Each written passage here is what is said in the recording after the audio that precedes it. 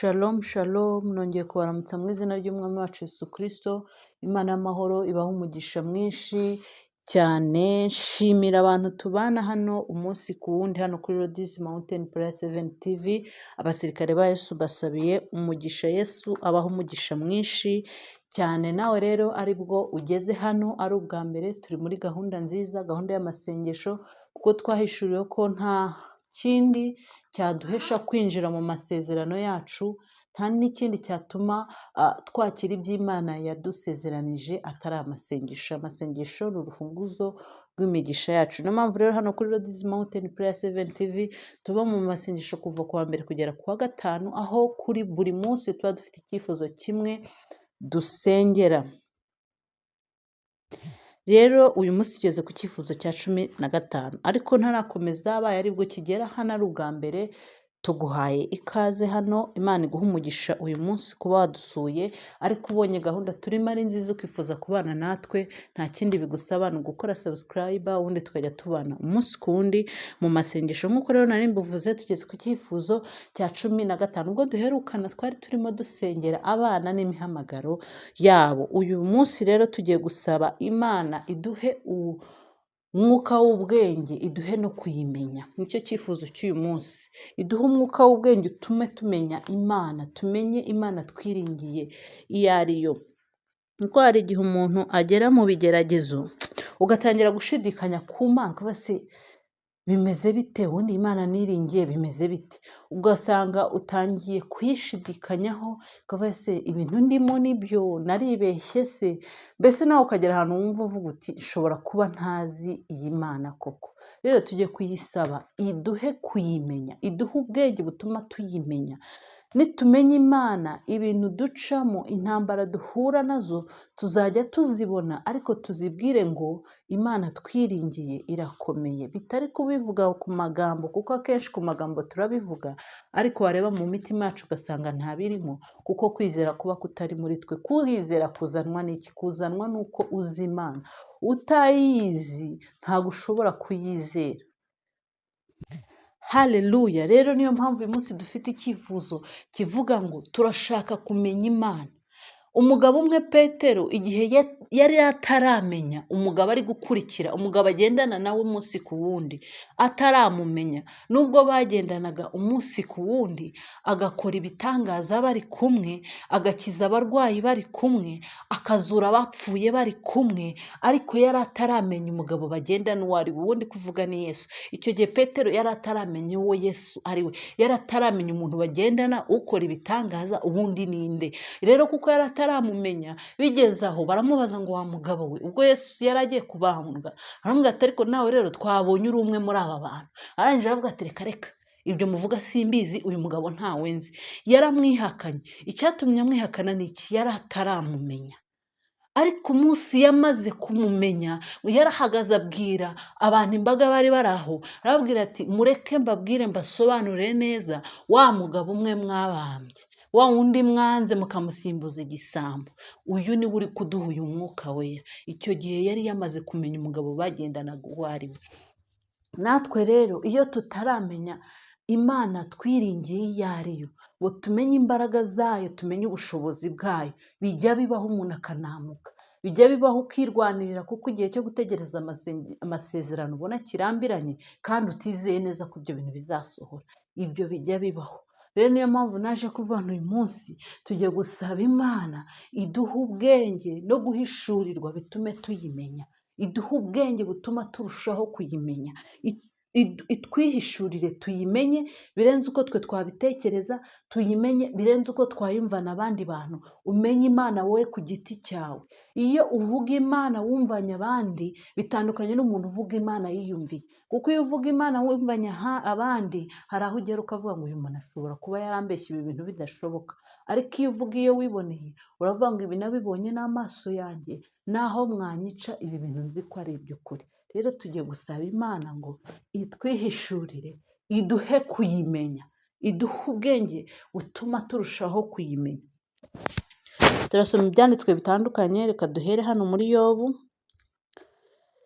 Yobu 32.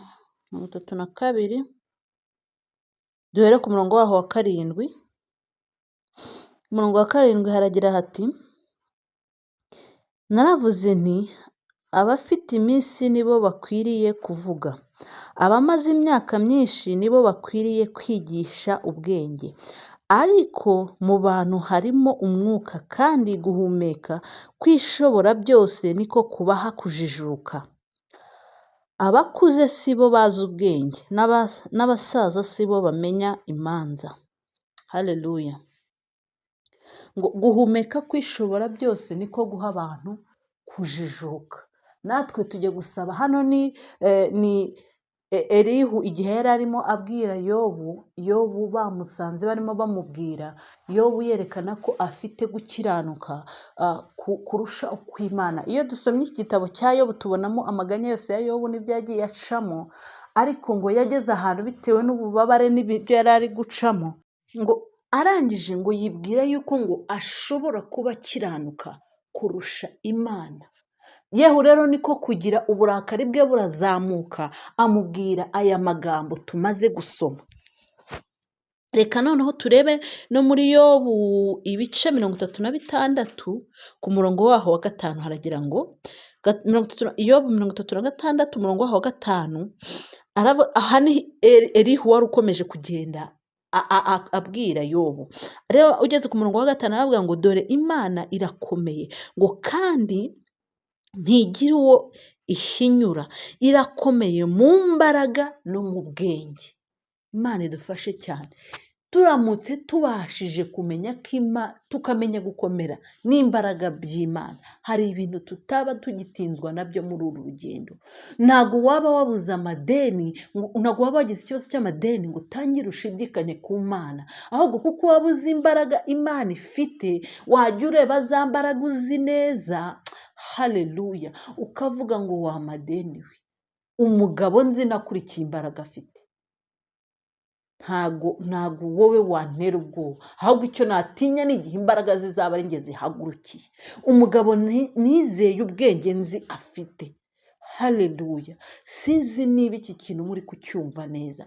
Ndumva icyifuzo mfite muri iki gitondo, Imana umpe ubwenge, umwuka w'ubwenge utume mpishurirwa cyane kurushaho kuyimenya. Hari uburyo narinyize, ariko ninyemerera ikampa umwuka w'ubwenge utuma ndushaho kuyimenya. Hari ibintu ndi burenge, uzi ko uko urushaho kugenda umenya Imana, hari ibigeragezo bitakugeraho kuko wamaze kugendera hejuru yabyo.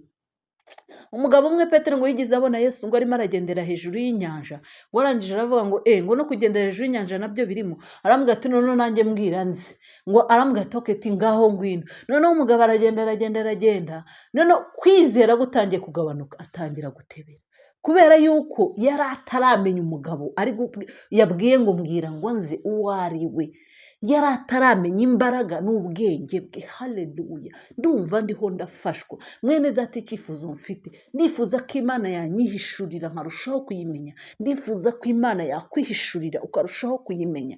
Hari imvugo zahinduka, hari ibyo twareka.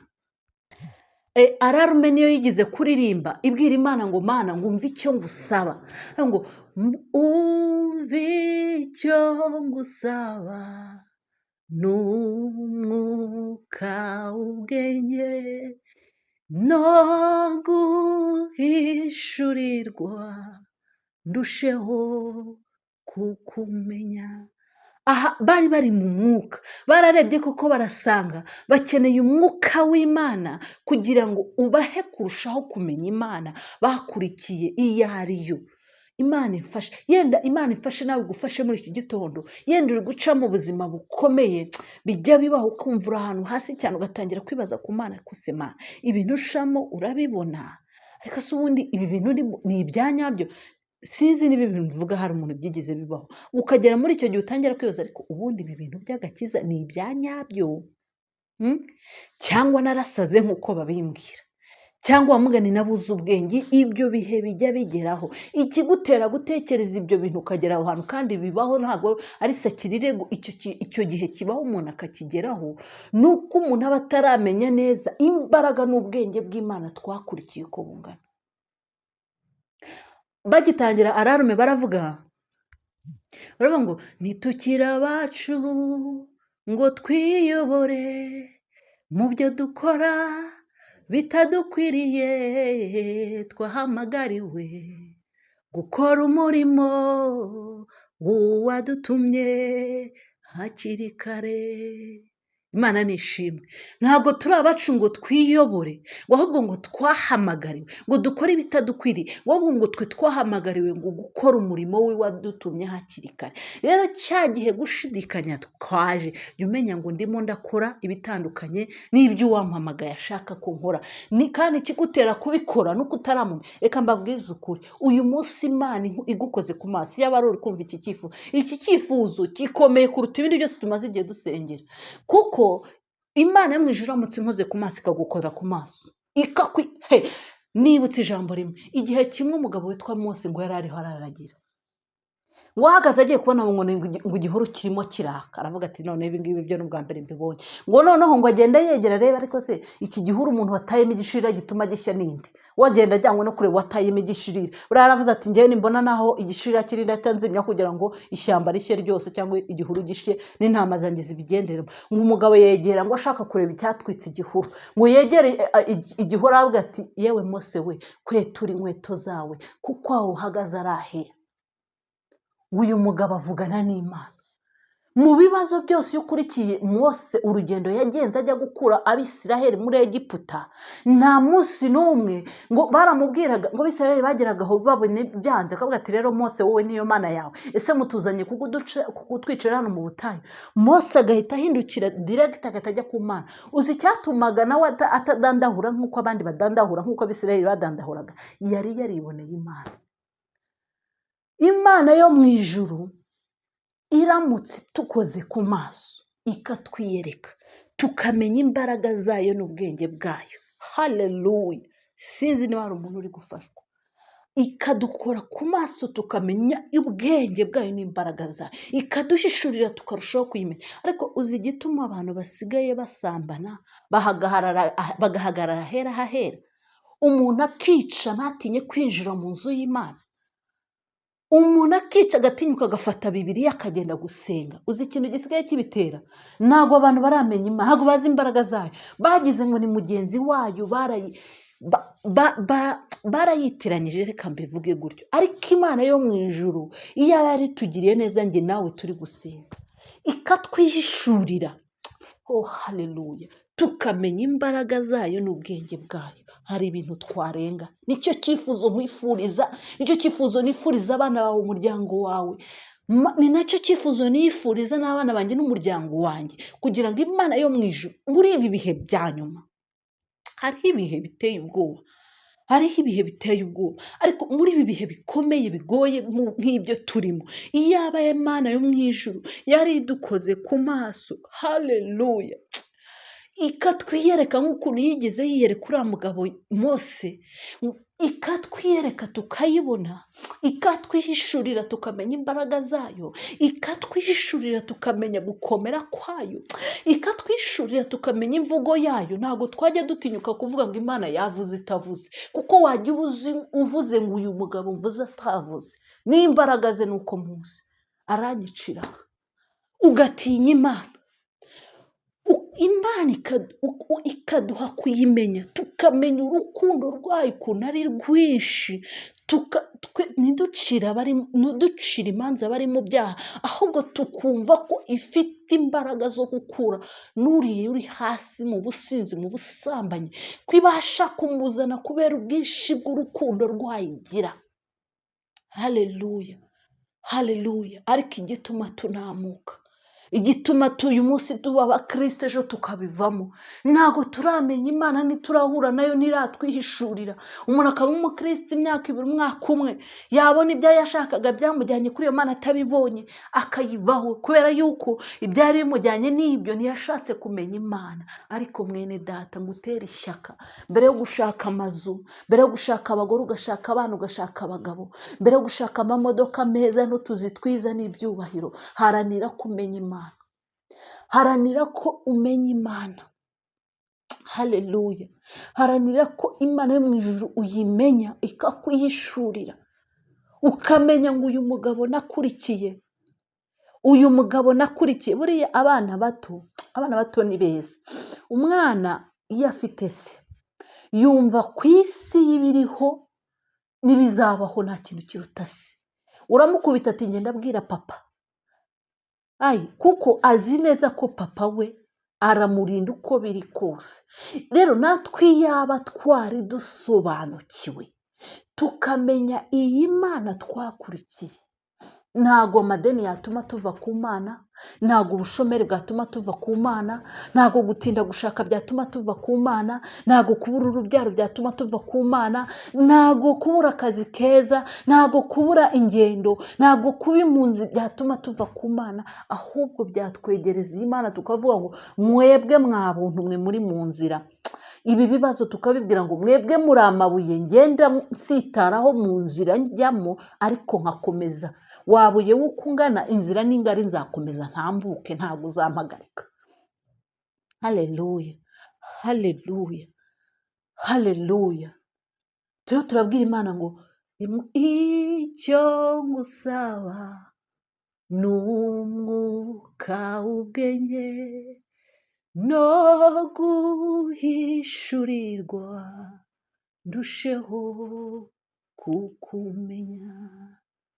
Ntitukire abacu ngo twiyobore mu byo dukora bitadukwiriye, twahamagariwe gukora umurimo wadutumye hakiri kare. Haleluya. Twahamagariwe gukora umurimo wadutumye hakiri kare. Haleluya. Rero ntago tukiri abacu ngo twiyobore, ahubwo ngo twahamagariwe ngo gukora umurimo wadutumye hakiri kare. Yikorera Imana mu ijuru iyihe umugisha. Tugiye gusoma hano kuri Yobu. Turakomeje, navuze turasoma ibyanditswe bitandukanye, kandi dukunda gusengera mu ijambo kuko ijambo ni inkota y'amogi abiri. Haleluya. Rero tugiye gusoma hano muri Yobu, kwegereza no gusenga 42 umurongo wawo wa mbere kugera ku wa 3. Haravuga ngo ni umutwe w'amagambo uravuga ngo Yobu yihana. Maze Yobu asubiza Uwiteka ati, nzi yuko ushobora byose kandi nta kibasha kurogoya imigambi yawe yose. Tukiri ahantu harakomeza kugira ngo usobanukirwe impamvu y'iri jambo Yobu yavuze, byasaba ko tujya gusoma igitabo cyose cya Yobu. Ariko reka mbivuge mu magambo make nk'uko nabivuze. Yobu yabayeho aba umutunzi. Igihe kimwe Satani aramusaba, aca mu bibabazo, n'abana arabamburwa, n'umugore aramuta, arababara cyane, umubiri we wuzuye ibibembe, arababara. Noneho ariho handi twasomye ngo agere ubwo yibona ko Elihu niwe ubivuga ngo ugeze ubwo wibona ko ushobora kuba ukiranuka kuruta Imana. Elihu aragenda aramubwira. Aha rero nyuma y'Elihu Imana iza kumwiyerekanayo, imubwira muri detail.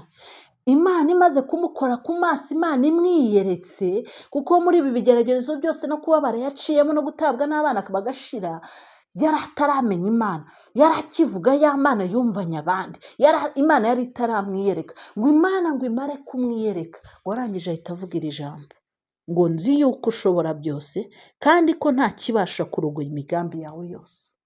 Ibi bivuzwe n'umugabo wari uri mu bibazo byinshi, ndetse wari ugeze n'aho yiheba. Iyo ukomeje gusoma amaganya ubona ko yari ageze n'aho yiheba, yanze ibintu byose. Ariko ngo Imana imaze kumwiyereka ayibonye, aravuga ngo nzi yuko ushobora byose. Noneho 3 iravuga ngo ati, uwo ninde uhisha inama kandi atazi ubwenge? 3 Yobu ati, nicyo cyatumye mvuga icyo ntazi, n'ibintu byandenze bitangaje mbivuga ntabizi.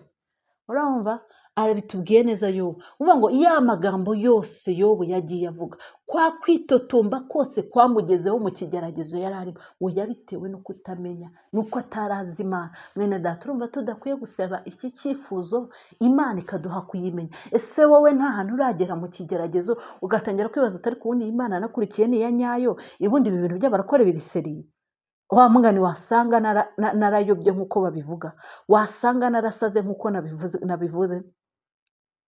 Igihe kimwe umuntu umwe yigeze kuba yari akiri umunyeshuri, ntago ndi bumuvugira aha, noneho atangira ntabwo yari akijijwe, ageze muri university rero ashaka kujya mu bintu by'intuza, ariko numva icyo kintu yigeze kukivugaho, ashaka kwinjira mu bintu by'abarokore, anabyinjira mu muryango we uza kubimenya ko wabigiyemo, kandi umuryango we ntago bari muri ibyo bintu by'abarokore. Nyina rero aramuhamagara amubwira ati umva rero mwana wanjye, namenye ko wagiye muri ibintu by'abarokore kandi wari umuntu uzi ubwenge, ibi bintu bihagarike cyangwa se ibyo nagufashaga byose bihite bihagarara. Uyu mwana rero kubera ukuntu yari amaze gusogongera kumva ukuntu Yesu agira neza, asubiza umubyeyi we aramubwira ati mu by'ukuri ibintu nagiyemo ntabwo bizatuma ntamenya ubwenge, yari umuhanga, ntabwo bizatuma ntamenya ubwenge pe, ubwenge nzabumenya, ahubwo ntekereza ko ari byo bintu bizamfasha, kuko namenye agakiza ntazongera kurangara, ahubwo nshobora kuzagira ubwenge buruta ubwo we batekerezaga. Ariko gahunda yo kubivamo yo sinyirimo rwose, yenda mubyeyi ushatse wakomeza ukamfasha, ariko bibaye ngombwa ko mpitamo gufashwa no gukomeza Yesu, nahitamo wenda gufashwa bigahagarara, ariko nkagira gute, nkagumana Yesu namenye. Uwo mwana Imana yaramwiyeretse, ntabwo turi bukomeze kuri ubwo buhamya, ariko iyo baravuga ngo nzi yuko ushobora byose, ngo kandi n'ibyatumye mvuga ayo magambo yose byaturutse kutakumenya. Haleluya. Rero tugiye gusaba ubwenge, tugiye gusaba Imana iduhishurire, iduhe ubwenge butuma turushaho kuyimenya, kugira ngo nituyihamya ujye uhamya Imana uzi, atari yo wumvanye runaka. Uhamya Imana yawe, nanjye mpamya Imana yanjye. Nuhamya Imana ya Evangeliste Esther, ahubwo wowe uhamya Imana yawe, uyivuga ati nge nzi Imana muri ubu buryo, n'undi nawe avuga ati nzi Imana muri ubu buryo. Ibyo bizadukomeza, nta nubwo bizatuma tudandahura, kuko iyo Mana tuzaba twarayiboneye tutarayumvanye abandi. Twihuse dusome mu Mubwiriza. Umubwiriza ni ibice 7 ku murongo waho wa 11 ngo ubwenge buhwanije ubwiza nk'iby'umuntu arazwe, ndetse burushaho kubonera abakireba izuba. 12 kuko ubwenge ari ubwugamo nk'uko ifeza ari ubwugamo, ariko umumaro wo kumenya n'uyu, nuko ubwenge burinda ubugingo bw'ubufite. Amen. Twavuze ngo tujye gusaba Imana iduhe ubwenge butume turushaho kuyimenya, buduhishurire imbaraga z'umwami Imana twizeye. Aha rero batubwiye ngo ubwenge buhwanyije ubwiza n'icyo umuntu arazwe, ngo ariko ubwenge aho bugirira umumaro ni he, ngo nuko burinda ubugingo bw'ubufite. Haleluya. Haleluya. Elihu we yigeze yabivuga ngo rega ngo abamaze iminsi ngo nabo twita abasaza ngo ntago ari bo bazi ubwenge, nta nubwo ari bo baca imanza. Rero dukeneye ubwenge. Umuntu ntago waba ufite ubwenge ngo wiyahure, nta nubwo waba ufite ubwenge ngo ujye mu busambanyi kandi uzi umugabo wakurikiye imbaraga ze, icyo gihe uba wabuze ubwenge, kuko baratubwiye ngo ubwenge nuko burinda ubugingo bw'ubufite. Rero twagize ubwenge kuko noneho dushaka kumenya ubundi uyu mugabo twakurikiye imbaraga ze zimeze gute, bwenge bwe bumeze gute.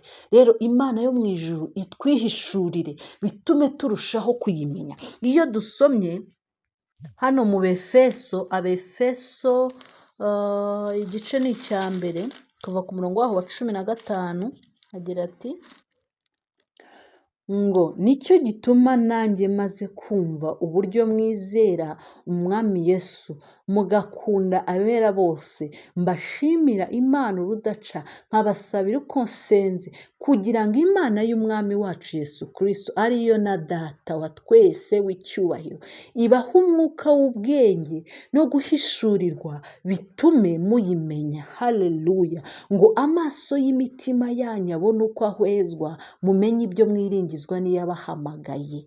Haleluya. Aha tuyagendane buhoro. Ngo arababwiye ngo, uyu ni Pawulo yari arimo abwira itorero ry'Abefeso, arababwira ngo nicyo gituma ngewe namaze kureba uburyo mwizeye umwami wacu, ndagira ngo abakore ku maso, muhe amaso y'imitima yanyu ahweze, mumenye umugabo mwakurikiye ubundi bimeze biti. Reka hano ngo kugira ngo 14 ngo kugira ngo Imana y'umwami wacu Yesu Kristo ariyo data wa twese w'icyubahiro ibahe umwuka w'ubwenge no guhishurirwa bitume muyimenya. Haleluya. Imana iduha umwuka w'ubwenge no guhishurirwa bitume tuyimenya. Haleluya. Nicyo cyifuzo dufite uyu munsi. Wakomeza ngo amaso y'imitima yanyu abone uko ahweza, ngo mumenye ibyo mwiringizwa n'iyabahamagaye.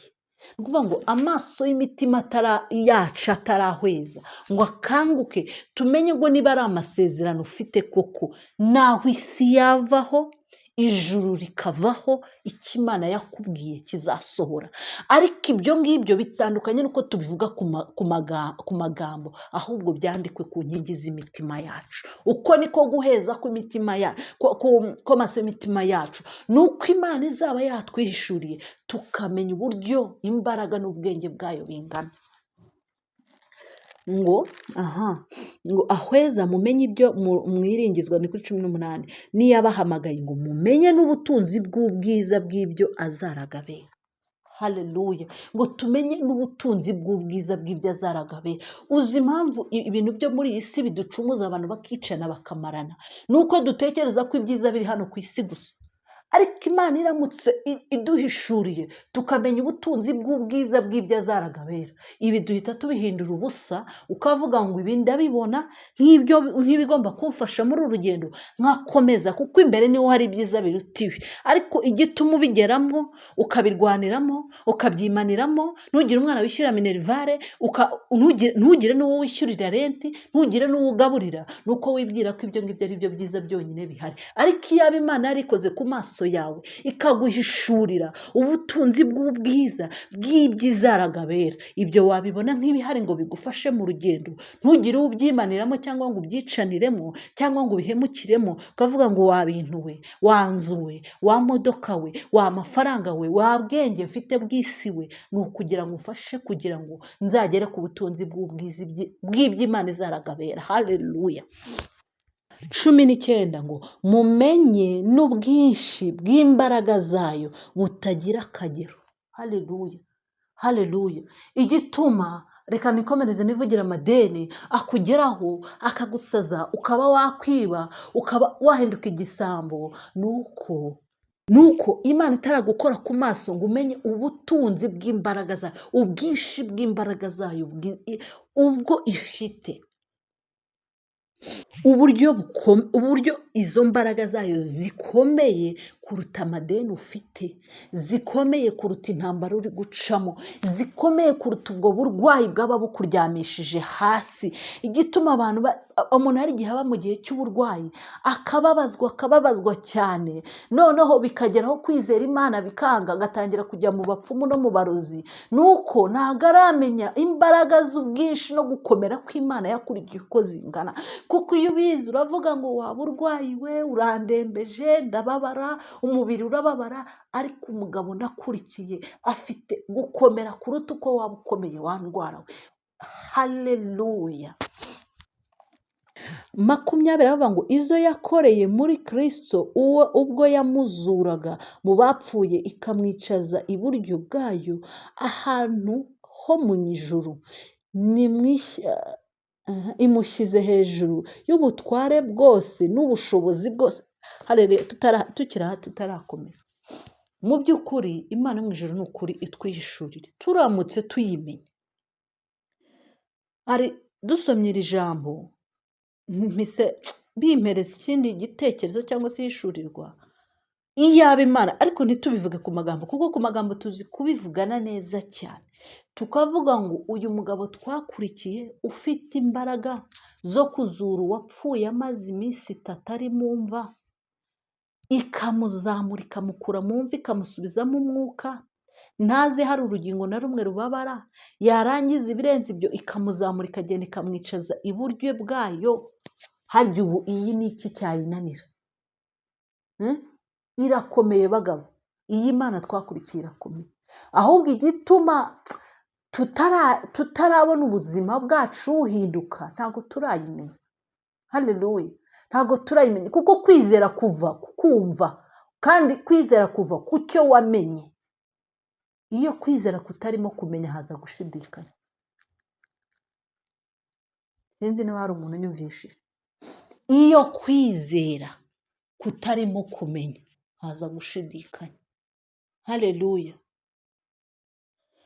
Mose yari afite kwizera ariko afite no kumenya. Niyo mpamvu iyo byamukomereraga yarahindukiraga akabwira iya Mana bavuganye ati wowe nabonye mu gihuru, diringa n'iki kibazo.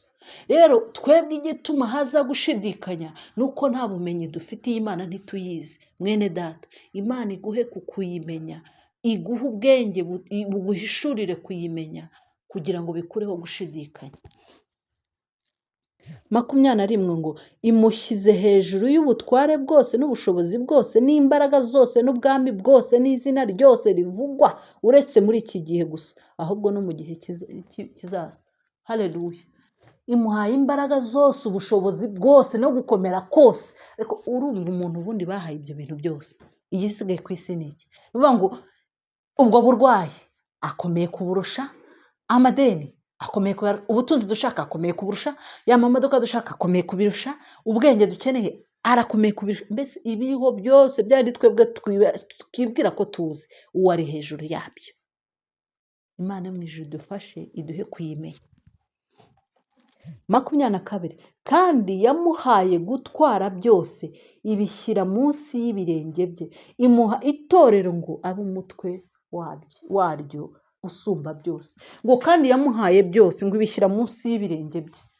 Nta kintu kiriho, nta muntu uriho ku isi n'uyu n'umwe uri hejuru ya Yesu Kristo, uri hejuru y'Imana twiringiye. Byose ngo yabishyize munsi y'ibirenge bye. Iri ni ijambo dusomye. Iyo aba rero ibintu twari tubyumvise twabisobanukirwa, ntitubyiyumvishe amatwi ngo bigume mu mutwe gusa, ahubwo bikamanuka bikajya no ku mitima yacu, hari impinduka zaza, hari gushidikanya kwavaho ku buzima bwacu. 23 haravuga ngo naryo ngo ribe umubiri we ushyitse kandi ushyikirwamo na byose. Haleluya. Tugiye gusenga. Umva icyo ngusaba, n'umwuka ubwenge no guhishurirwa, ndusheho kukumenya. Haleluya. Dusomye ijambo riratubwira ngo Imana ngo yamuhaye ubutware bwose, imbaraga zose, ubushobozi bwose, ngo arangije byose bishyira munsi y'ibirenge bye, ngo abiyobore, ngo abe umutwe kugira ngo abe umutwe w'itorero. Haleluya. Twavuze byinshi. Nta kibazo mwene data waba ufite kiri hejuru y'uyu mugabo twakurikiye. Umugabo twakurikiye afite ubwenge, afite imbaraga twebwe ubwacu tutabasha kumva, tutabasha no gusobanukirwa. Niyo mpamvu tuye gusaba muri iki gitondo, Imana yo mu ijuru, iyo twinginga amanywa na nijoro, yumve gusenga. Reka dusome hano muri Zaburi dusenga. Zaburi 4. Haleluya. Zaburi ni ibice 4, turava ku murongo waho wa 2. Haravuga ngo Mana, gukiranuka kwanjye guturukaho, unsubize uko ngutakiye. Haleluya. Tujye kwinginga Imana, gukiranuka kwacu guturukaho, kuko n'ahandi agakiza gaturuka ni ku Mana.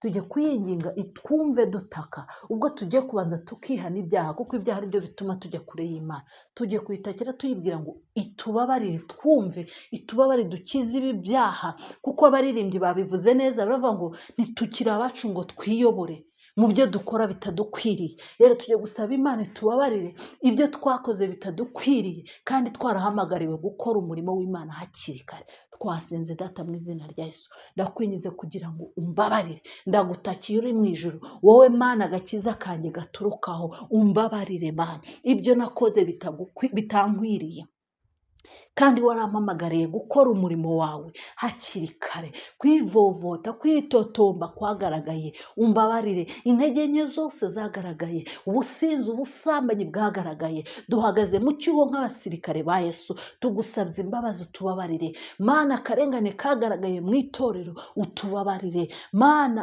Uwiteka iri Imana iri mu ijuru, ni ukuri icyaha cyose cyatuma utatwumva hano ku musozi w'amasengesho turi imbere yawe dusenga muri iki gitondo, Mana, gukiranuka kwacu guturukaho, turagusabye icyo cyaha nukitubabarire, amaraso yawe atweze. Wumve gutaka kwacu Mana, gukiranuka kwacu guturukaho, nuwumve gusenga kwacu, niwumve gutaka kwacu. Uri mu ijuru manuka ukora ibitangaza, uri mu ijuru manuka utweze, uri mu ijuru utwuhagirisha amaraso yawe. Uwera wa Isiraheli, turacyari imbere yawe. Haleluya. Turakomeje. ngo unsubize, turacyari kuri kabiri, unsubize uko ngutakiye, warambohoye ubwo nari mfite umubabaro, mbabarira wumve gusenga kwanjye. Imana yo mu ijuru hano aravuze ngo warambohoye, yibutse iby'Imana yigeze gukora. Nawe muri iki gitondo ntabwo kuba uko ungana uko ukugezaho nta kimana itarakora, ibyo byose hari ubwo wabonye ukuboko kw'Imana. Nawe rero yaributse ngo ukuboko kw'Imana, ariko aravuga ngo umbabarire uyu munsi wumve ubwo ndi gusenga. Natwe Imana yo mu ijuru tubabarire, yumve muri iki gitondo hano kuri Lord's Mountain Prayer 7 TV aho turi gusenga. Imana yo mu ijuru twumve. Haleluya. Iyo ukomeje ngo haravuga ngo bana b'abantu muzageza he guhindura icyubahiro cyanjye igisuzuguriro, muzageza he gukunda ibitagira umumaro no gukurikiza ibinyoma. Ariko mumenye yuko Uwiteka yirobanuriye umukunzi we, Uwiteka azanyumva uko mutakiye. Haleluya. Urimo urabwira abana b'abantu n'ibyo bibazo, urimo urabibwira ngo murahari, ariko mumenye neza ko kuko turashaka kumenya Imana. Bwira ibyo bibazo ngo murahari ndabizi, ariko mumenye neza ko Uwiteka azanyumva, Uwiteka ari bunyumve ubwo ngiye kumutakira. Ngo ariko mumenye yuko Uwiteka yirobanuriye umukunzi we, Uwiteka azanyumva uko mutakiye. Mugire haleluya. Gatanu aravuga ngo mugire impuhwe zo gukora icyaha muri ku mariri yanyu, mwibwire mu mitima mucecetse, mutambe ibitambo mukiranutse, kandi mwiringire Uwiteka. Hariho benshi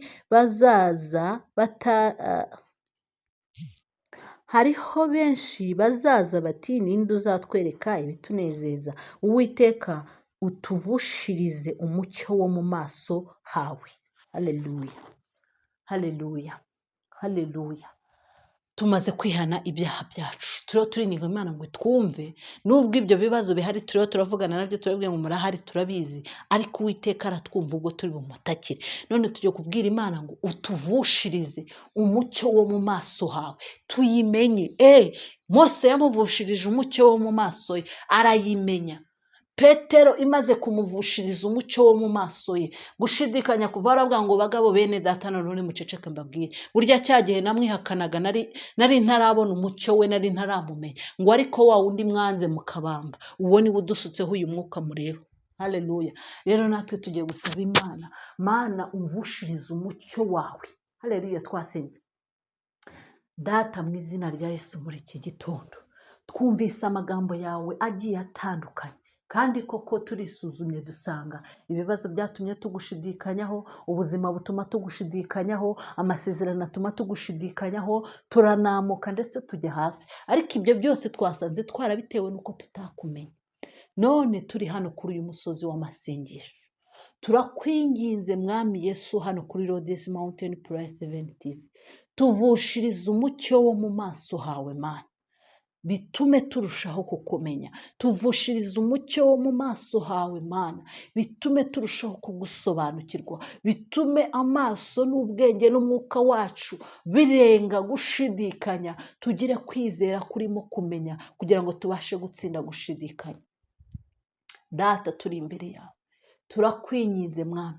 Twabonye inkuru y'umugabo Yobu yari umukiranutsi koko, ariko kuko yari atarahura nawe ngo akumenye, yagize kwiganyira no gushidikanya kwinshi. Nk'ibyo twahuye nabyo mu buzima, hari ibyo twakoze biranga turishidikanyaho, dutangira kwibaza ko iby'uru rugendo ari ubusazi, dutangira kwibaza ko twayobye, twibajije byinshi Mana byanakubabaje, ariko turagusabye ngo tubabarire. Umunsi Yobu yakubonye yaravuze ngo nari narakumvishije, ngo ariko uyu munsi ndakubonye. Uko niko yabivuze 42 ku murongo waho wa 5, aravuga ngo nari narakumvise, ngo ariko uyu munsi ndakubonye. Natwe turakwinginze Mana, icyatumye dushidikanya nuko twagiye twumva ibitangaza wakoreye abandi, tukizera Imana twumvanye abandi, ntitwizere iyo twabonye. Niyo mpamvu hagiye hagaragara gushidikanya muri twe. Ariko muri iki gitondo ni ukuri Imana yo mu ijuru, utwiyereke nk'uko wiyeretse Yobu, akavuga ngo nari narakumvise, ngo ariko uyu munsi ndakwiboneye.